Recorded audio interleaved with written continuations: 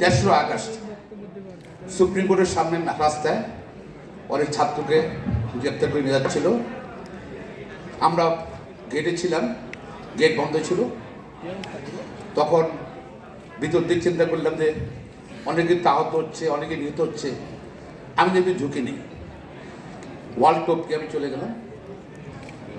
যাওয়ার সময় চিন্তা করছিলাম হয়তো আমি অ্যারেস্ট করবে, একবার থাকতে হবে, জেলে দুবার থাকতে হবে, ঝুঁকে নিলাম।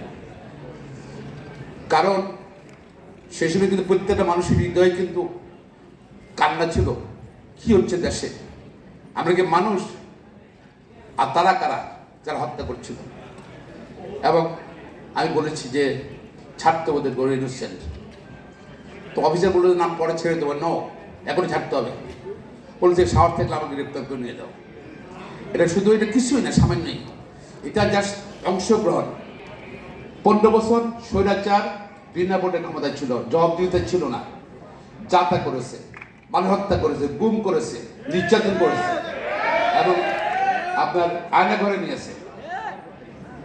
কারণ নির্বাচিত সরকার ছিল না, জবাবদিহিত সরকার ছিল না, ভোট ছিল না। জুলাই ছাত্রদের আন্দোলনে দেশবাসী একত্রিত হয়েছে, একটাই দাবি, পরিবর্তন চাই, পরিবর্তন চাই। শুধু কি সরকার পরিবর্তন না, দেশের আমল পরিবর্তন চাই। এবং আজকে 1 বছর আমরা কি পেলাম? যারা আন্দোলনে ছিল তারা অনৈক্য, এটা মানুষ আশা করে না, জাতি আশা করে না। আমি শুধু একটা আবেদন জানাবো, আহ্বান জানাবো, যারা সেই জুলাই আন্দোলনে ঐক্যবদ্ধ ছিল, সকল রাজনৈতিক দল, সকল দেশবাসী, তারা একটা পর্যায়ে ঐক্য থাকতে হবে দেশকে রক্ষা করার জন্য। অনৈক্য হলে কিন্তু ওই তারা পরাজয় শক্তিরা আবার কিন্তু সুযোগ দেবে, সুযোগ দিয়ে চেষ্টা করে সঙ্গে দেওয়ার চেষ্টা করছে। সুতরাং